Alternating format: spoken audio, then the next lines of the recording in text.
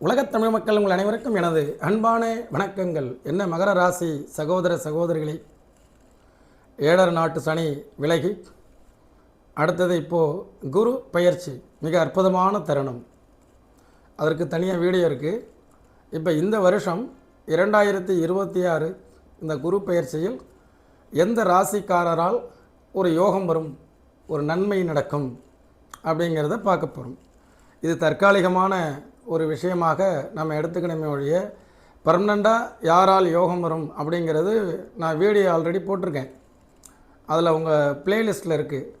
இந்த ப்ளேலிஸ்ட் என்ன புதிதாக இப்பொழுது உள்ளே வந்திருக்கக்கூடிய ஒரு 400 புதிய சந்தாதாரர்கள் மகர ராசிக்கு உங்களை நான் எவ்வாறு வழிநடத்தி செல்கிறேன் என்பதை நீங்கள் தெரிந்து கொண்டு பிறகு என்னை பின்பற்றினால் உங்களுடைய வாழ்க்கை இந்த ஏழரை நாட்டு சனியில் கண்டிப்பாக நிறைய அனுபவங்களை பெற்று, எக்கச்சக்கமான அனுபவங்களை பெற்று இப்போ தான் நீங்கள் சரியான ஒரு பாதைக்கு வந்திருப்பீங்க. அந்த சரியான பாதைக்கு நீங்கள் வரக்கூடிய சூழலில் பழைய வீடியோக்களும் நீங்கள் தேவைப்படக்கூடியவர்கள் 9842208655 அந்த நம்பருக்கு சென்ட் மீ பிளேலிஸ்ட் மகரம் அப்படின்னா உங்கள் ராசிக்கு ஒரு 50 வீடியோ, அதே மாதிரி உங்களுடைய லக்னம் என்ன லக்னமோ அதுக்கு ஒரு 50 வீடியோ மிக தெளிவாக என்னுடைய பட்டறிவில் பட்ட விஷய ஞானங்களை கொண்டு நான் உங்களை அற்புதமாக செதுக்கி இருக்கிறேன் பாருங்கள். இப்போது 12 ஆண்டுகளுக்கு பிறகு குரு நேர் 7வது பார்வையாக உச்சம் பெற்ற குரு, உங்கள் ராசியில் நீசமடையக்கூடிய குரு உச்சம் பெற்று உங்களுடைய ராசியவே பார்க்குது. அப்போ தன்னுடைய ராசியை சமசப்தம பார்வை 7ஆம் பார்வை அதுபோன்று பார்க்கும் பொழுது இந்த கடந்த 7.5 ஆண்டுகள் கடந்த காலங்களில் நீங்கள் பட்ட கஷ்டங்கள், செய்த தவறுகள், அப்போ தவறுனாலே அன்றைக்கி ஒரு நம்ம மகர ராசி வீடியோவில் நடந்த தவறுக்கு நானே பொறுப்புன்னு சொல்லும்பொழுது எந்த மனசாட்சிக்காரனும் அதை ஏற்றுக்கொள்ள மாட்டான் அப்படின்லாம் சொன்னார். தவறுங்கிறது நீங்கள் தப்பு பண்ணுறவர் இல்லைங்க, புரிஞ்சுக்கங்க. உங்கள் திறமைகளை,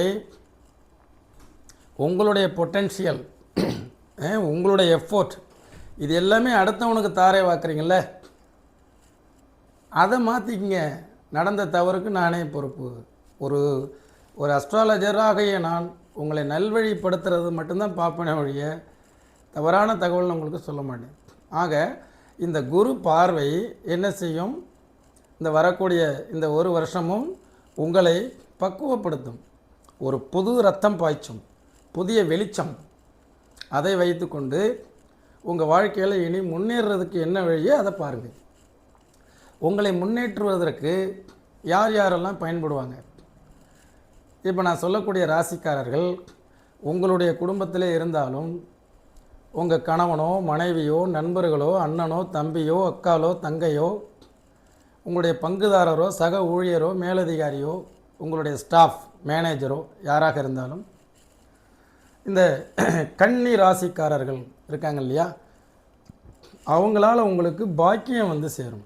இதுதான் அந்த மகர ராசிக்கு யாரால் யோகம் வரும், மகரத்துக்கு யாரால் யோகம் வரும் அப்படின்னா இந்த வருஷம் கன்னி ராசினால் யோகம் வரும். அந்த கன்னி ராசிக்காரர்கள் உங்களுடைய நண்பரோ அல்லது யாரோ சொன்னேன் இல்லையா, உங்களுடைய தகப்பனாரோ தாயோ ஒரு ப்ராப்பர்ட்டிஸ் வாங்க போகிறீங்க, அது அவங்க கையால் வாங்கி கொடுக்க சொல்லுங்கள். ஒரு ப்ராப்பர்ட்டிஸ் அட்வான்ஸ் கொடுக்க போகிறீங்க, அவங்க கையால் கொடுங்க. அவங்களுக்கு வந்து இப்போ குரு எங்கே இருக்கிறாரு, நல்ல லாபஸ்தானத்தில் இருக்கிறார். அப்போது எந்த ஒரு காரியங்கள் செய்தாலும் இதனால் இவன் முடிக்கும் என்றாய்ந்து அதனை அவன் கண் விடல், இதான குரல். அப்போ நம்ம என்ன செய்யணும், நிறைய விஷயங்கள் இருக்குது அஸ்ட்ராலஜியில், நாம் அதை வந்து உள்ளே பூந்து பார்க்குறதில்ல, ஆராய்ச்சி பண்ணுறதில்ல. எனக்கு இதுதான் வேலை.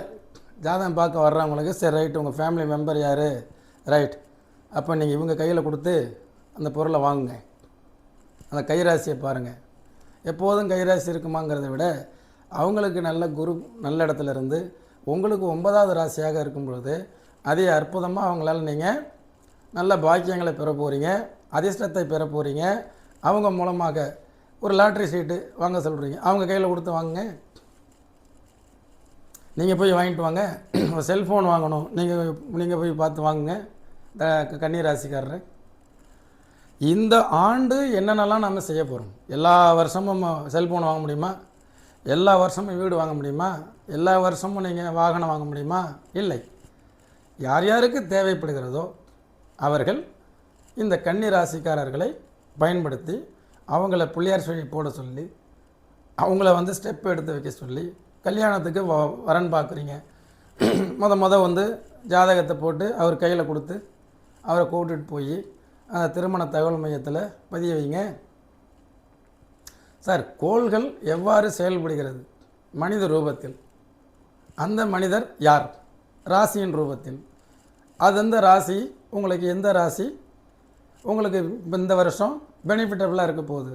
அதுதான் கன்னி ராசி. இவர்னால் அதே அற்புதமான ஒரு அதிர்ஷ்ட மேன்மைகள் கண்டிப்பாக வரும். புரியுதுங்களா?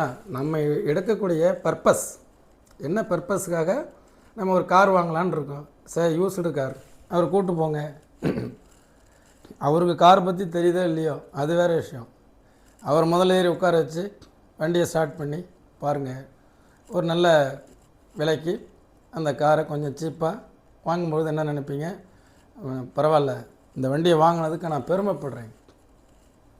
அதே மாதிரி மகர ராசிக்கு அடுத்தது விருச்சிக ராசி. இதுதான் உங்களுக்கு 11வது ராசி. எப்பொழுதுமே 11வது ராசினா பாதகாதிபதியெலாம் எடுத்துக்காதீங்க. அது வேறு ஆட்டிடியூட்டில் அதை பார்க்கணும். இப்போ நம்ம அதை பார்க்க முடியாது. குரு பார்வை பெற்ற இன்னொரு ராசி எது அப்படின்னா விருச்சிகம். உங்கள் ராசியை குரு பார்க்குது, விருச்சிகத்தையும் குரு பார்க்குது. விருச்சிக ராசி உங்களுக்கு ஆதாயம் அடையக்கூடிய, அவங்களால நீங்கள் பெனிஃபிட் அடைவீங்க.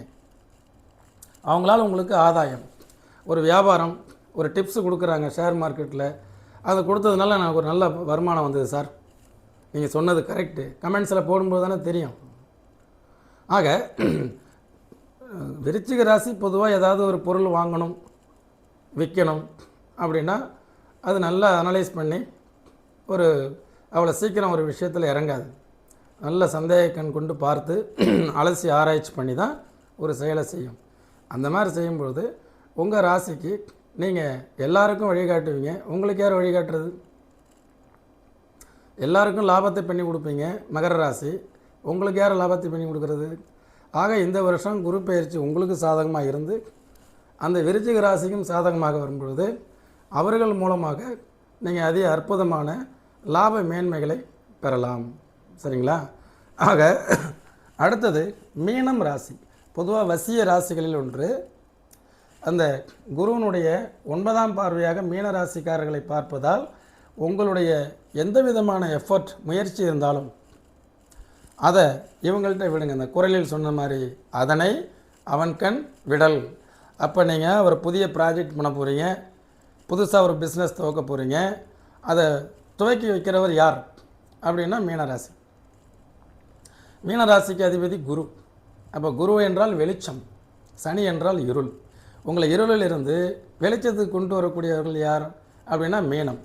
அப்போ மீனம் உங்கள் பிள்ளையோ, கணவனோ, மனைவியோ, அதே மாதிரி சகோதர சகோதரிகளோ, தாய் தகப்பனோ, நண்பனோ யாராக இருந்தாலும் இந்த மகர ராசிக்கு இந்த வருஷம் அந்த மீனத்தினால் நிறைய பிள்ளையார் சொல்லி போடப்பட்டு அது அவர்களுடைய ராசியினுடைய அடிப்படையில் நல்ல விதமாக உங்களை கையை பிடித்து அழைத்து செல்லும்.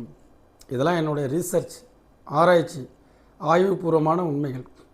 ஒரு வண்டி ஒன்று வாங்க போகிறேன் அப்படின்னாக்கா உடனே மகரத்துக்கு ரைட் அந்த மீனராசிக்காரரை கூப்பிட்டு போங்க.